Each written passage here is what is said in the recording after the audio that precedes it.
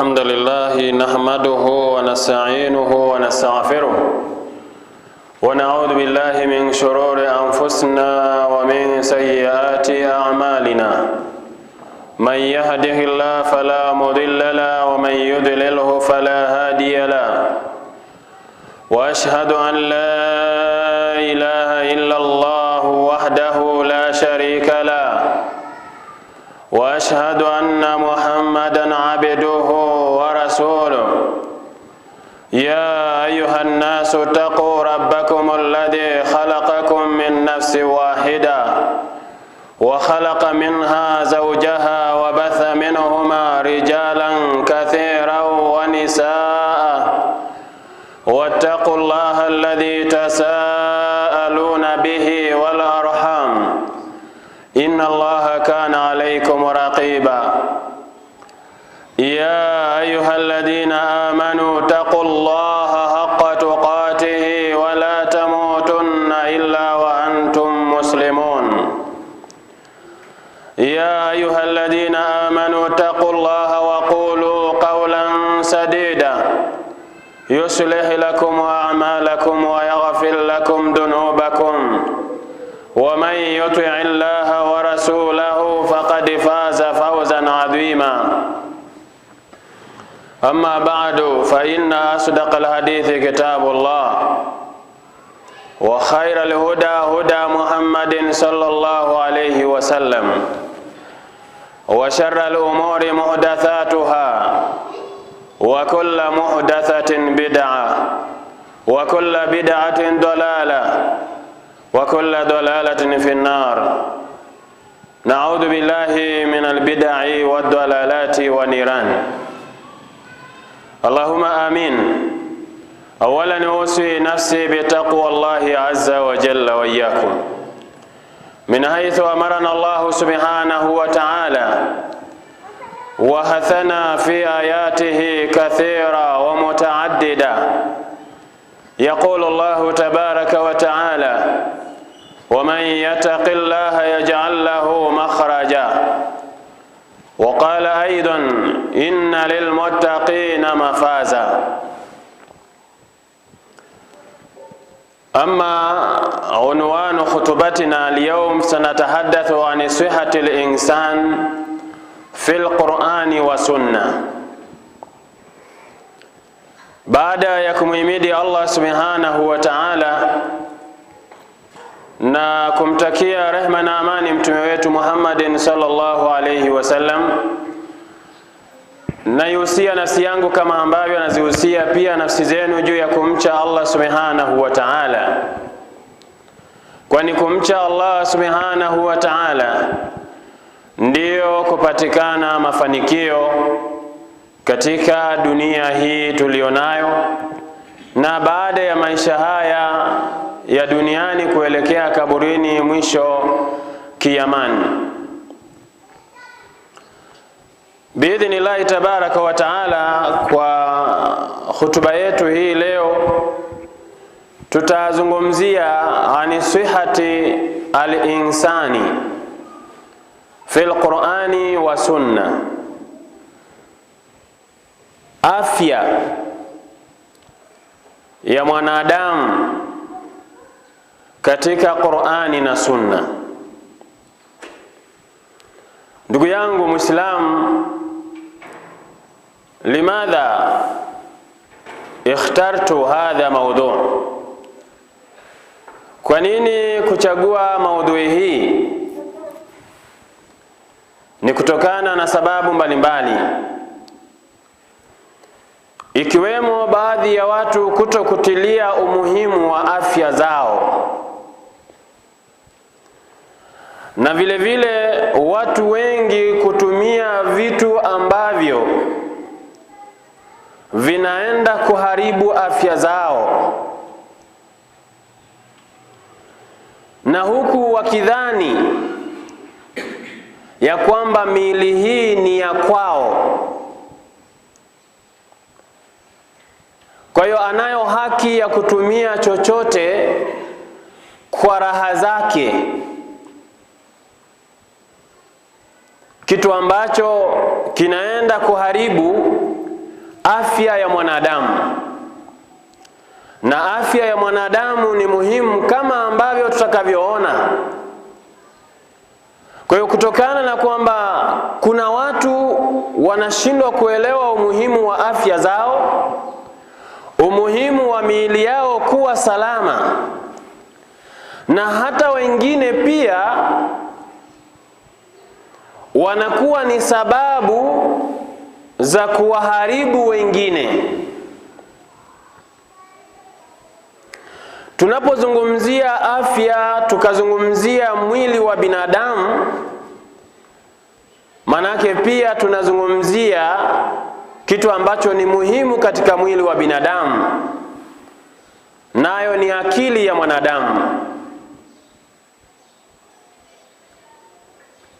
Vile vile kunao umuhimu mkubwa sana wa afya ya mwanadamu, kama ambavyo imekuja katika Sahihu al-Bukhari kwamba Mtume sallallahu alayhi wasallama aliwahi kusema maneno haya ya kwamba man asbaha minkum aminan, kwamba yeyote atakayeamka miongoni mwenu ninyi ana amani, fi sirbihi, katika familia yake, katika watu wake, katika eneo lake, wa muafan fi jasadihi, na akiwa na afya njema, hana maradhi ya kutisha, hajavunjwa mguu, hajavunjwa mkono, ana afya yake. Vile vile wa indahu qutu yaumihi, na ana chakula cha kuweza kula mchana wake. Fakaannama hizati lahu dunya, kana kwamba mtu huyu amemilikishwa dunia yote, iko mikononi mwake, kwa kuyapata mambo matatu. Akiwa ana amani, amani ipo, hajagombana na mke wake, hajazozana na mke wake, kwenye kijiji chake kuna amani, kumetulia, kwenye nchi yake kuna amani, kumetulia, alafu afya yake iko vizuri, ana chakula chake, chakula mchana. Mtume sallallahu alaihi wasallam anasema mtu huyo kana kwamba amemilikishwa dunia, kutokana na umuhimu wa afya ya mwanadamu, kitu ambacho leo wengi hatutambui thamani ya afya, na vile vile hatujui matumizi ya afya, kwamba unapokuwa na afya njema uitumie katika matumizi gani.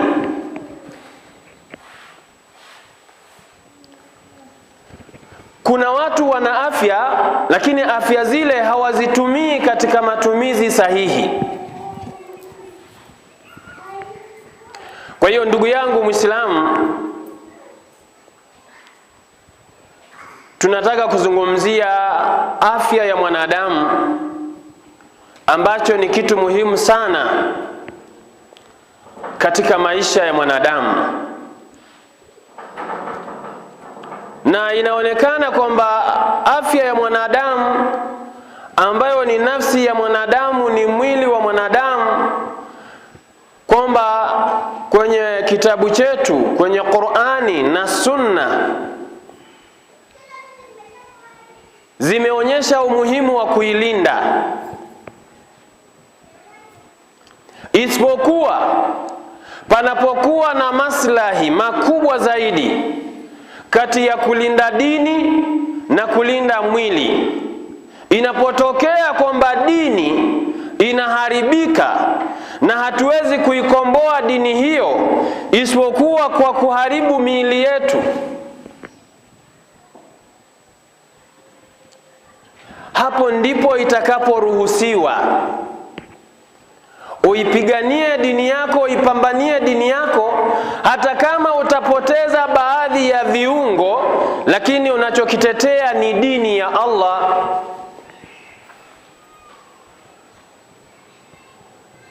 Si vinginevyo.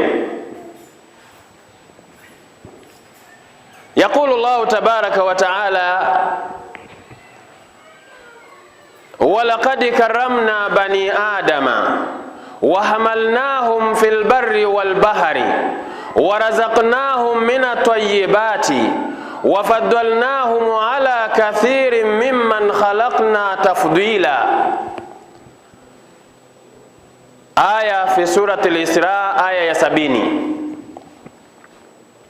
Vile vile kuna msemo mmoja ambao ni maarufu unatumika kwamba al-aqilu salim fil jismi salim, kwamba akili iliyo salama ni lazima akili ile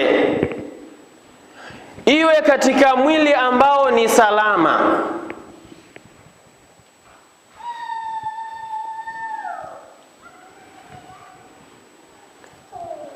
Akili salama, ili iwe salama, ni lazima iwe katika mwili ambao ni salama.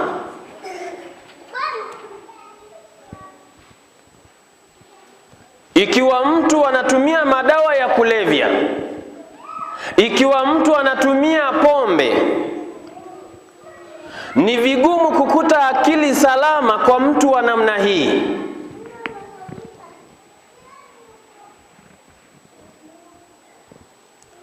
Kwa hiyo ili tuweze kutunza akili ibaki kuwa ni salama, ni lazima tuihakikishie akili miili yetu ni salama.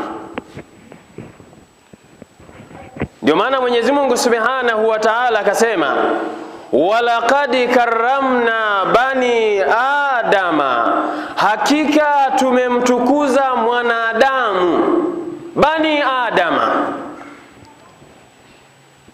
wa hamalnahum fil barri wal bahr, tukampa nyenzo, tukampa vifaa vya kuweza kusafiria baharini na nchi kavu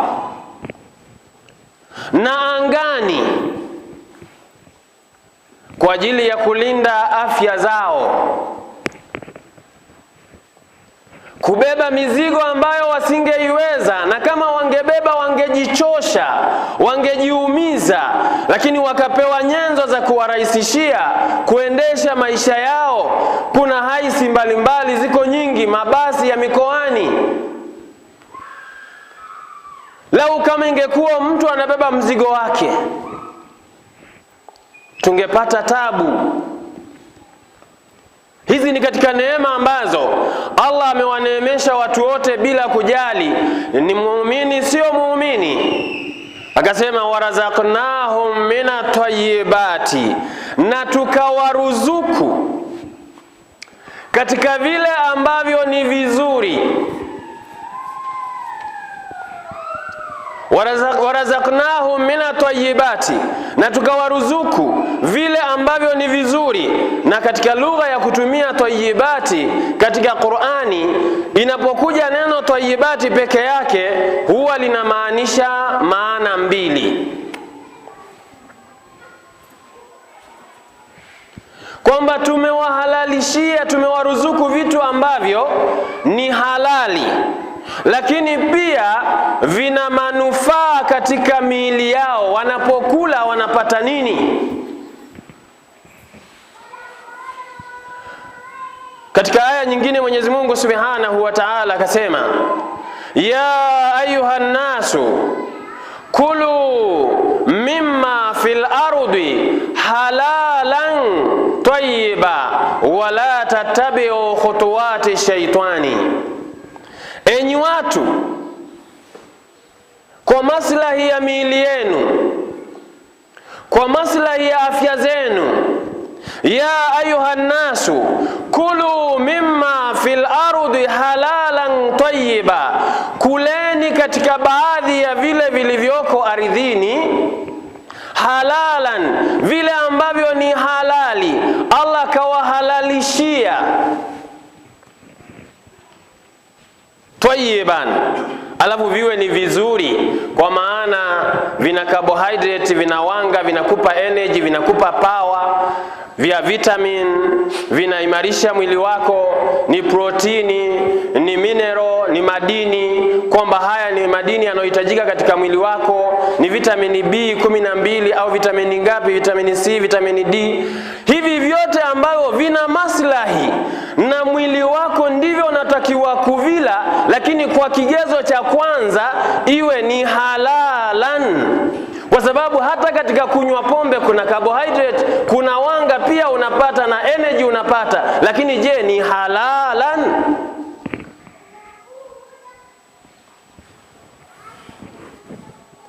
Kigezo cha kwanza cha kuchagua aina ya vyakula unataka kula, lazima uweke mizani ya kwako kwamba je, hichi ni halali? Ishu sio protini, hata kwenye nguruwe utapata, lakini ni halali?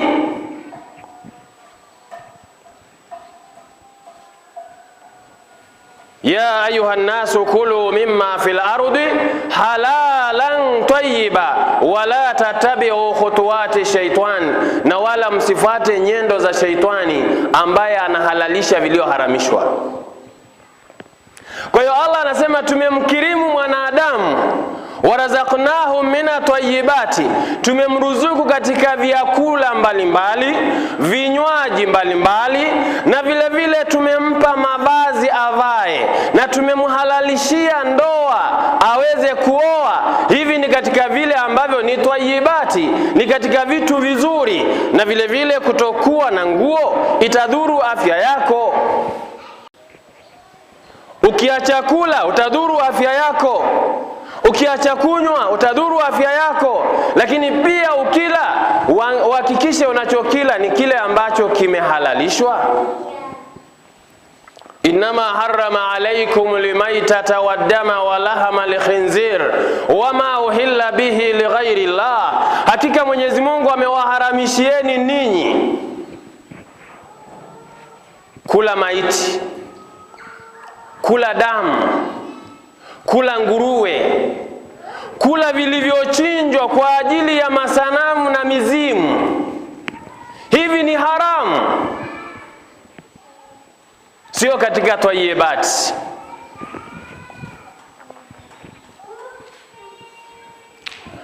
Wafadalnahum ala kathiri mimman khalaqna tafdilan, na tukamfadhilisha huyu mwanadamu kuliko viumbe wengi ambao tumewafadhilisha. Hata ukiangalia katika aina ya vyakula, sisi tunakula vyakula ambavyo vimepandana. Yaani unakula chakula zaidi ya kimoja, lakini mbuzi anakula kama ni majani ni majani, kama ni ng'ombe ni majani kwa majani, kama ni simba anakula tu ni nyama peke yake, lakini wewe utakula ugali na nyama na mboga za majani na matunda na machungwa na nini, vyote hivyo unapiga. Wale wanakula vibichi, wewe unapika unachemsha. Wafadalnahum ala kathirin mimman khalaqna tafdila. Baadhi ya wanachuoni wanasema kufadhilishwa kwa mwanadamu ni tofauti na kukirimiwa, kwamba mwanadamu amefadhilishwa katika kwa sababu yeye amepewa akili ambapo mnyama hajapewa akili. Vile vile mwanadamu amepewa nutuku, kujieleza, kuzungumza, ambao wanyama hawana uwezo wa kujieleza. Lakini pia asura, mwanadamu ameumbwa kwa sura nzuri. Ima ni sura kwa maana ya undani kwamba ni mtu mwenye tauhidi, mwenye akida, au kwa shepu yake, maumbile yake yalivyoumbwa, yalivyokaa yako vizuri. Walaqad khalaqna al-insana fi ahsani taqwim. Kwa hiyo mwanadamu wamefadhilishwa na Allah subhanahu wa ta'ala kwa mambo mbalimbali ambayo binadamu wanyama hawana, ila yeye anavyo vitu hivyo. Ndugu yangu Muislamu, akili, afya, salama, kuna mambo mbalimbali ambayo katika Uislamu yameashiria na kuonyesha kwamba kuna umuhimu wa kulinda afya zetu. Sasa kulingana na muda tutataja yale ambayo tutajaliwa kuyataja. Katika vitu ambavyo ni muhimu kabisa, ukianza katika Uislamu, kuna kitu kinaitwa at-tahara. At-tahara lughatan wa silahan, kilugha maana ya tahara maana yake ni an-nadhafa, ni usafi, mtu kuwa msafi na kujizuia na kile ambacho kinakuchafua, kinaharibu sura yako.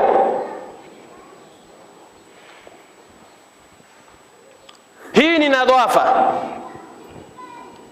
Kadhalika katika sheria ya Uislamu, islahi ya tahara inamaanisha ya kwamba rafu'ul hadathi wa izalatul khabathi, ni kuondoa hadathi na vile vile kuondoa al-khabathi, ni ule uchafu ambao unaonekana.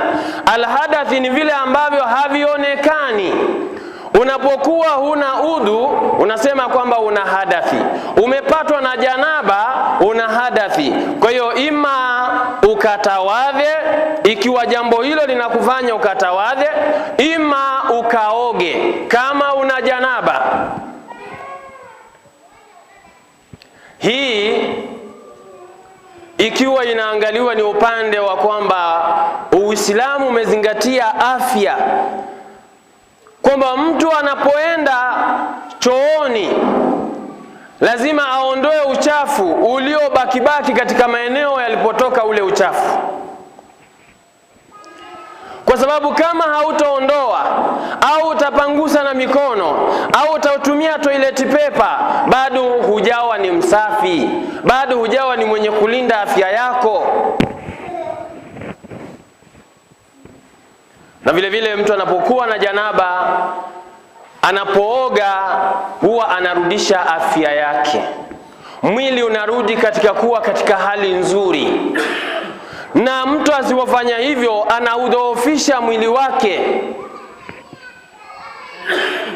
Kwa hiyo miongoni mwa kulinda afya ni pamoja na mtu kuoga na kutawadha. Allah subhanahu wa ta'ala akazungumza namna mbili zote za tahara ya kimaana na tahara ya kihisia. Anasema ya ayyuhal mudaththir qum fa'andhir wa rabbaka fakabbir wa thiyabaka fatahhir warujza fahajur. Ewe uliojifunika manguo, ambaye anasemeshwa ni Mtume sallallahu alayhi wasallama, ya ayyuhal mudaththir qum fa'andhir, simama uwaonye watu na ushirikina na ukafiri. Wa rabbaka fakabbir, na Mola wako umtukuze na umtakase, usimshirikishe na chochote. Vile vile akaendelea akasema wa thiyabaka fatahhir, na nguo zako uzitoharishe na mkojo, kinyesi na vya aina zingine za uchafu. Uzisafishe nguo zako, uzitoharishe nguo zako, uwe msafi. Warujza fahajur, na maovu uyahame, madhambi uyahame. Manake kuna usafi wa kiroho na usafi wa kihisia, wa kimwili na kimavazi na kimaeneo, kwamba mavazi yako yawe safi, mwili wako uwe safi, sehemu unaosalia iwe safi. Lakini na masanamu uyahame. Wanachuoni wakasema ni madhambi yote, saghiraha wa kabiraha, madogo na makubwa, mtu anatakiwa ajitakase, ajiweke mbali, kwa sababu hiyo ni miongoni mwa tahara, ni miongoni mwa usafi, kwamba usafishe roho yako na vile vile usafishe kiwiliwili chako, usafishe na nguo zako ziwe safi. Bila shaka tunapooga manake tunamaanisha kulinda afya ya mwili. Lakini kwa kuwa nguo nazo zinabeba bakteria, kuzifua na kuzipiga pasi ni katika lengo la kulinda afya ya mwanadamu. Ndugu yangu Muislamu, Allah Subhanahu wa Ta'ala haamrishi mambo isipokuwa kuna hekima ndani yake. Ima uijue au usiijue, lakini natakuwa fahamu kuna hekima ndani yake. Aqulu qawli hadha astaghfirullah al-azim li wa lakum fastaghfiruhu innahu huwal ghafurur rahim wa huwal barrul karim.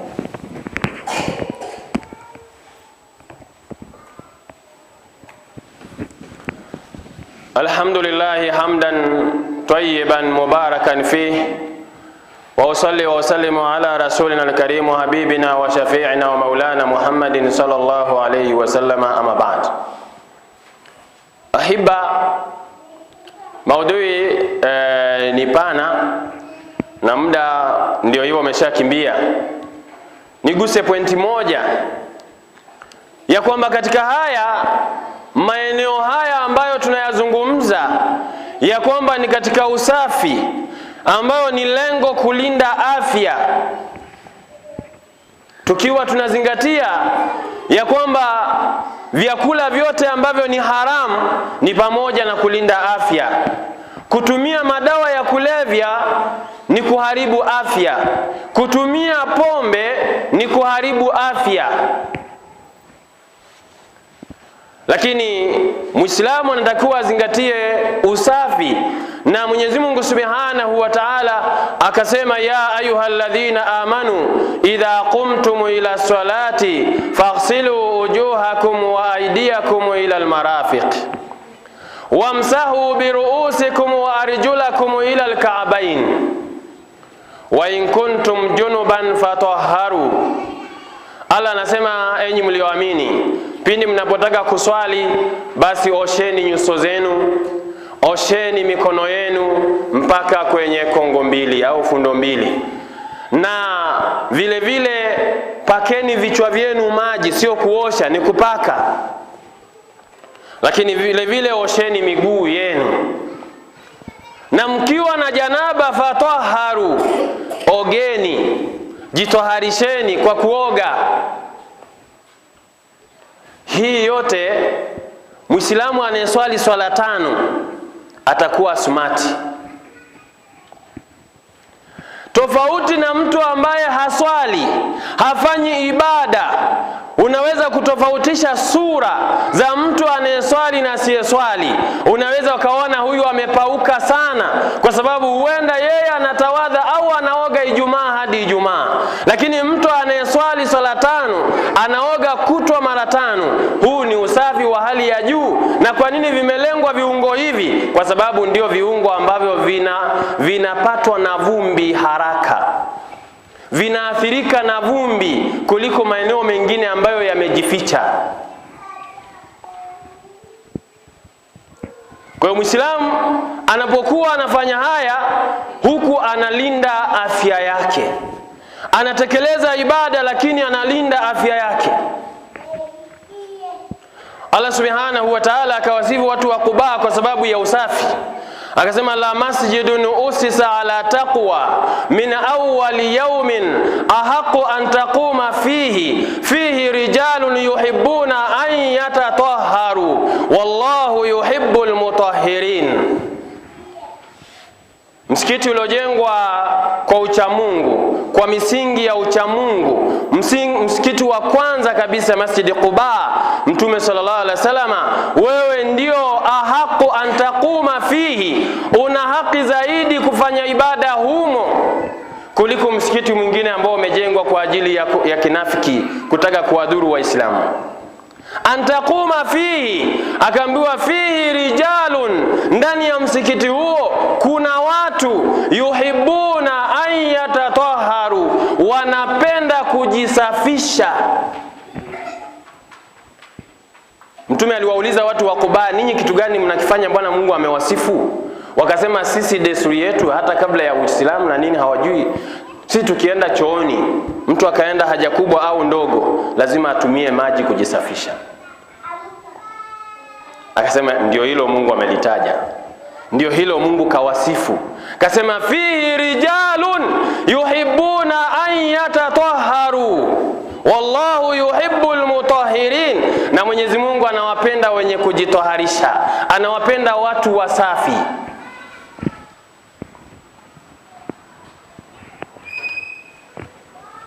Hadithi ya Mtume sallallahu alaihi wasallam anasema khamsu min alfitra. Hadithi katika Sahihu al-Bukhari na Muslim. Mambo matano ni katika maumbile ya binadamu, kwamba binadamu yoyote yule ambaye yuko vizuri, hajaharibiwa, mambo haya matano ni lazima ayafanye. Mambo haya matano ni katika mambo ya kimaumbile, ni katika mambo ambayo yanaonyesha uzuri wa binadamu. Mtume sallallahu alayhi wasallam akataja, akasema jambo la kwanza ni al-khitanu, ni kutahiri. Kutahiriwa ni katika usafi. Kwa mwanaume ndio ashadu.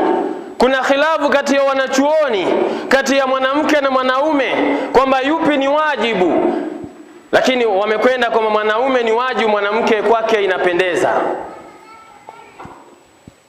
kwa sababu mwanaume analisweta ambalo linaweza kuficha mkojo ukabaki, na huo ni najisi, lakini pia unafanya ile sehemu iwe ni laini ambayo ni rahisi hata kupata maambukizi.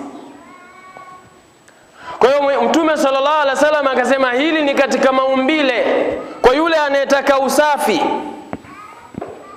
Lakini akasema jambo lingine al-istihdadu, vile vile kunyoa nywele zinazoota huko chini katika maeneo ya siri, kati ya utupu wa mbele na utupu wa nyuma, au iliyozunguka eneo la utupu wa mbele. Kwamba hizi takataka zinatakiwa zinyolewe, zinatakiwa ziondolewe.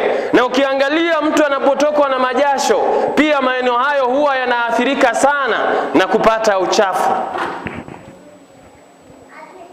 Kwa hiyo Muislamu kuwa msafi kwa kulinda afya yake. Lakini jambo lingine Mtume akasema waqassu sharib, na kukata masharubu. Na ukiangalia masharubu ni hizi nywele ambazo ziko katikati ya mdomo wa juu na pua. Manake zenyewe zinaweza zikawa zinatangulia, kama ni ndefu, zinatangulia kunywa maji, zinatangulia kunywa chai, zinatangulia kunywa maziwa, kitu ambacho inaweza ukachomoka ukawa umekunywa unyoya, na ni athari mbaya katika afya yako.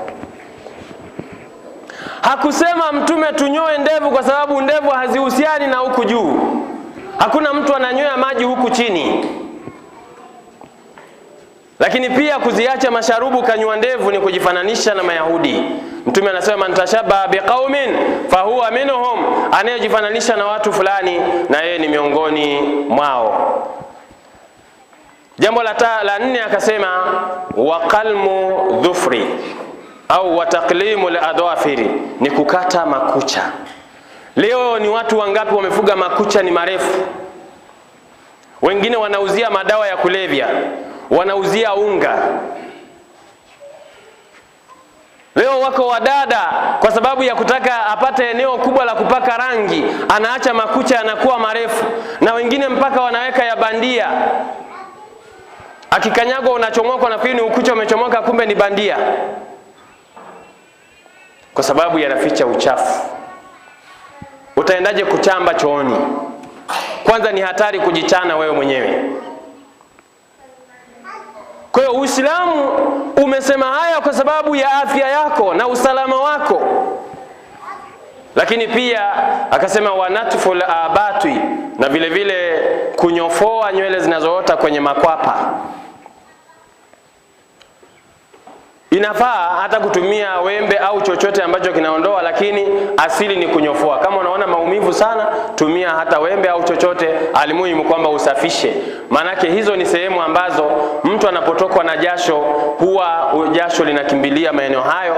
Unaweza kukuta mtu ni mzuri, anapendeza, amejiweka lipushaini na nini, lakini ananuka majasho kwa sababu sehemu hizo ni chafu. Kwa hiyo Muislamu anatakiwa awe msafi wa maeneo yote ya mwili wake na maeneo ya nguo zake na sehemu anayoswalia. Katika Uislamu maeneo ni mengi ya kuzungumzia namna gani ya kulinda afya, mpaka hata kulala. Mtume sallallahu alaihi wasallam ameweka muda kwamba mtu asitumie muda mwingi kukesha, ataharibu afya yake. Wa inna lijasadika alayka haqqan, na hakika katika mwili wako kuna haki maalum. Usiudhulumu mwili wako kuunyima usingizi. Kwa hiyo kama unafanya ibada, basi muda mwingine upatie uweze kulala, ili kwa ajili ya kulinda afya. Rabbana taqabbal minna innaka anta samiul alim. Allahumma ati anfusana taqwaha wa zakiha anta khairu man zakaha anta waliyuha wa maulaha. Allahumma a'izza al-islam wal muslimin wa dhilla shirka wal mushrikin wa dhilla shirka wal mushrikin wa dhilla shirka wal mushrikin. Allahumma taqabbal minna innaka anta samiul alim. Allahumma ighfir lana wal mu'minina wal mu'minat wal muslimina wal muslimat al ahya'i minhum wal amwati birahmatika ya arhamar rahimin. Wa sallallahu ala nabiyyina Muhammadin wa ala alihi wa sahbihi wa sallam. Walhamdulillahi rabbil alamin. Fa aqimis salat.